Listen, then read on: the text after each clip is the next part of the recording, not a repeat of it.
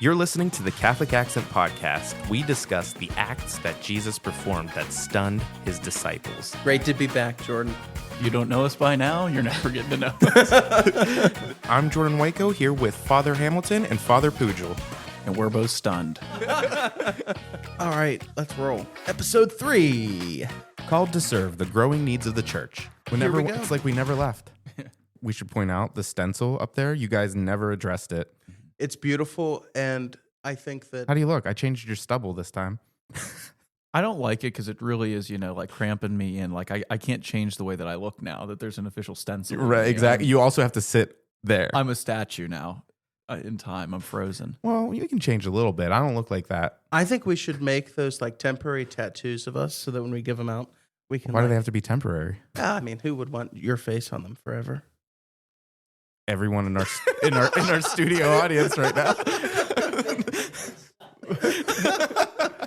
Yeah, you stuck with those glasses. I know you have like a bunch of different ones too. I know I wore the right ones so I could match your cutout today. So good. You're welcome. Make sure you wear those Wednesday as well. I will.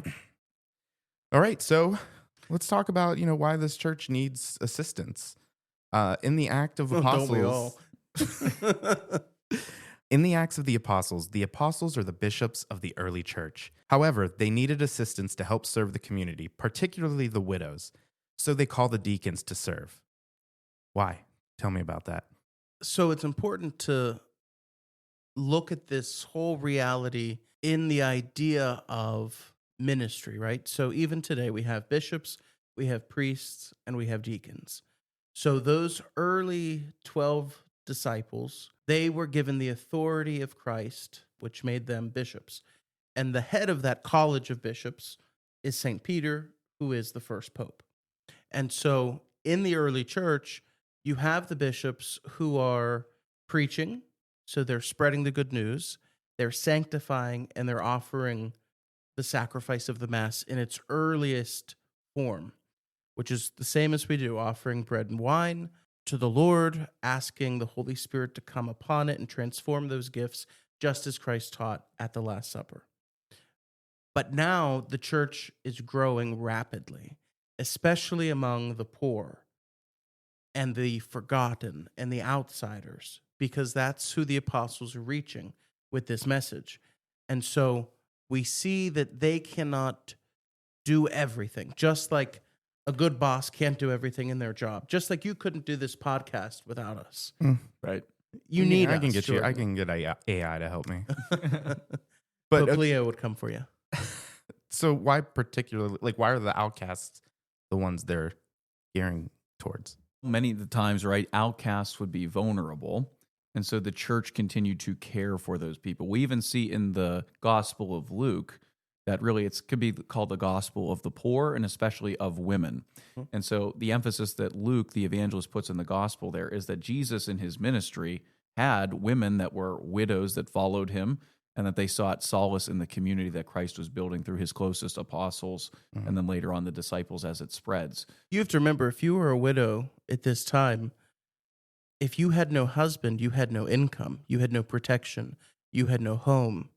And if you had children, you had no way to care for them. And so the whole family structure would fall apart. And so the early church cared for the widow, for the orphan, which is a command from the Old Testament, to care for those who are forgotten, who are alone, who need help. And so the early church is continuing to carry out this mission. But now specifically, the church is growing. The apostles can't do everything. And through the Holy Spirit, they recognize that contained in the ministry of the bishop is an arm of service. And so we have 3 levels of ordained ministry: bishop, priest, deacon. The deacon, every bishop is a deacon, every bishop is a priest, every priest is a deacon. So the deacon is that share in the ministry of service, the diaconia in Greek, to serve. And so now the church needs assistance to serve those most in need. In Acts, tell us that the apostles laid hands on them, and this is the birth of the order of the diaconate. So what was the role? You're telling me what, the hierarchy of each, but what was the role that deacons played in the early church? And this isn't something new in the life of all of salvation history. If you go back to the Old Testament with Moses, he becomes overburdened by the amount of tasks of being able to administrate over all of the people of Israel, right? So he's listening to the message of God. He's really in that way a leader of the people, but he needs other co-leaders with him and those in other positions of the elders to help in that way. So as that breaks down more into the New Testament, you'd have priests that help the bishop in the facilitation of the sacraments of the church, usually, of offering the Mass in different areas and being a leader of that particular community in the name of the apostle or in the name of the bishop. And then with the priest, those in the rank underneath that, those that are deacons, going out to serve the very physical needs of the people of God, one of which is communion to the homebound. As a priest, I try to do that frequently myself, but I know that deacons in my parishes before really organized all that, made sure everybody was being seen and was the reference person to make sure, okay, we have a new person that needs communion at home that can't be at church anymore. We're making sure that we're reaching out to them, that we're keeping contact with them. Because that's one of the things that's most difficult about the church is people go to different Mass times, everything, so on and so forth. Somebody maybe stops coming to church. No one asks about them. And then what happens? You become a little resentful of that.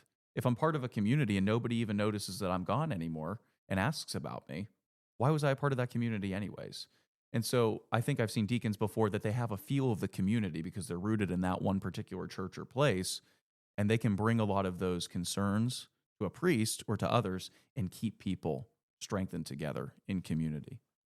As we have different inquiries about baptism, parents bringing forth their child to be baptized, that's something that deacons do properly within the church and within the liturgy and are able to baptize and help to bring those into the life of Christ. Beyond that, funerals, there's a great need to help people in the midst of the real difficulties of dealing with death. And so deacons can offer different funeral prayers and liturgies outside of the funeral, the Mass of Christian burial. And beyond that as well, marriage. A marriage outside of a Mass, deacons are able to hear and witness the vows of a couple coming before the church that ratify their covenant together that we call holy matrimony. Jordan, you mentioned about the laying of hands, and that's so important because it shows us that even from the very beginning, these deacons received authority. So, right, if we think about the early church, that apostolic church, in one sense or another, Christ laid hands upon those disciples, conferring upon them his authority, setting them apart, consecrating them. And so even today, Father and I have both had the bishop's hands laid upon us twice, when we were ordained deacons, and then again when we were ordained priests. And that same symbolism, having Bishop Kulik lay hands upon us, is the same as the first apostles laying hands upon the deacons, Christ laying hands upon the apostles. So each bishop in his local church is a successor to the apostles. So you mentioned how that you and Father Andrew were both deacons at one time, but going back to the early... Well, we still are deacons. You don't lose your character. Okay, you were only deacons. You weren't priests as well. We were transitional deacons. Transitional deacons. We can break that down, right? Yeah. Transitional versus permanent diaconate. So there's only those two.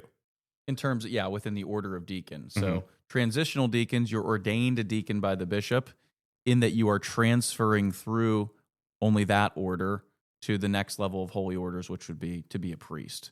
Usually the way that works out now in the modern church is that you would spend a year in between that time period. And that really you're carrying out the same ministry of the permanent deacon. You're preaching the gospel. You're meeting the poor. You're bringing communion to those who can no longer gather with the community. And a permanent deacon would be one that you're not transferring out of that holy order.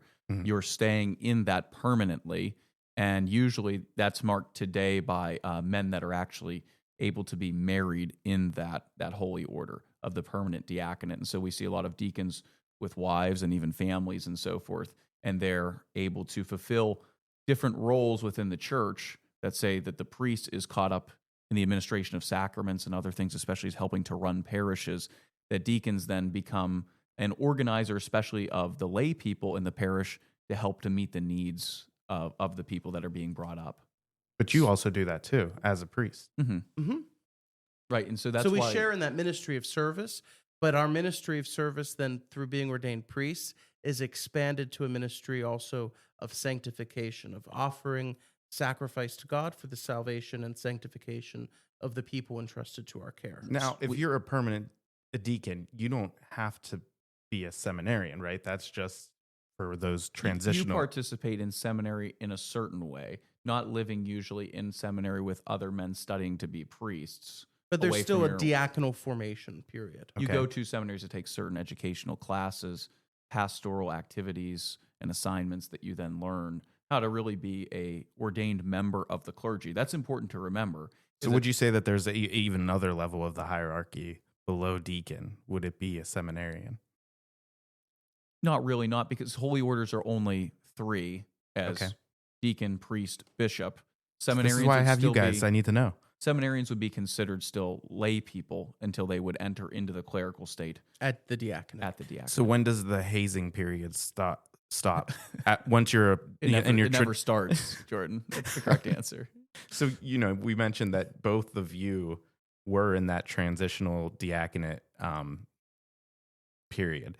What was your experience? It's very much garnered towards service, right? Even where does Jesus actually institute the priesthood? Where does he ordain the bishops of the church, the apostles? Where we would look to is the Last Supper. Now, notice that Jesus does a certain thing in particular is that he lowers himself in service and he washes the feet of the apostles. We remember this at our great liturgy on Holy Thursday of the Lord's Supper, where the priest goes and he washes the feet of those in the congregation. Okay? We also did an episode of that. It's very important for us to understand because what is Jesus doing in essence as he comes down from heaven? He's lowering himself It's to take what- the form of a slave or a servant to free us from our sin. And so entering into the sacrament of holy orders, where do you enter in at? First and foremost, as a servant of the people of God. And so that's kind of the general breakdown, but you don't lose that. As you go on to be a priest or as a bishop, you're always reminded of you being a deacon. Now, bishops, very interestingly, during the liturgy, during a mass, especially during ordination masses, it's common, they will wear underneath the chasuble a dalmatic. So the chasuble is the outer priestly garment that a priest wears for the celebration of the Eucharist, of Mass. And a dalmatic is the proper vestment worn by the deacon as a sign of their service at the altar. And so what is symbolized there in the bishop is that he is the fullness of the priesthood of all the holy orders, but he never takes off in that sense his diaconate, being a deacon. It's underneath everything. It's the very basis of the holy orders that he continues to live out. So what can the church do for its deacons? Well, I'd rephrase it. I think the question should be, what can the deacons do for the church? Because the deacons... It's like JFK. Yeah. Do not ask what your country can do for you, bum. but what you can do for your country. But it's true, because the deacons are called to bring a different perspective to the church, especially since many of our permanent deacons are married. And interestingly, if a permanent deacon's wife should die while they're a permanent deacon, they're not permitted to remarry. So they have to be married prior to their ordination to the diaconate. So what if that happens and they decide, are they able to become a priest? They could. In picking up on that as well, I think that permanent deacons can actually speak in a very beautiful way to those that are in difficulties in marriage, right? A lot of our permanent deacons are married and they know that intimately, the idea of husband and wife, the struggles of marriage and matrimony and so forth. And so they can be very good in that way to help individuals that are struggling in that sense. Not that you always have to be married to be able to speak truth into an area, certainly, but there is a particular way in which that they know marriage And and share can their help experience. Yeah. And that brings us back perfectly to this episode's topic, that the needs of the church continue to grow. And the deacon is there to supply those needs. The needs continue to grow in our own parishes as we have less clergy to be available and to be in our parishes. Many of our pastors have 3, 4, 5 parishes, but that work is supplemented really through the permanent deacons who are present in those communities, as Father was saying. And so just as in the early church, the church grew and needed assistance to reach people where they were, the same thing is today. And if you're really feeling a call to the permanent diaconate, if if service and charity really speak to you and interacting on a level of the service of Christ and being one of those representatives of the goodness of Christ in the world, and you're feeling a call to the permanent diaconate or to the transitional diaconate, we always can use more priests.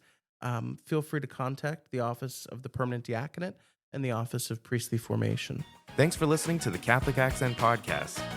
Don't forget to follow, like, and subscribe to our show. You know, when we're done filming, I say you guys stay sitting up there, and we'll just get like little reactions. We'll call Cliff up too, so people can kind of see. I don't think we need to see the. I just want a little studio audience. Yeah. But that's not the point of this. The point is you guys are the stars. Yes, It's all about but we're so He's like, yes. you know, we're award winning now. We want to show that it's not just the I know. three. There's a team.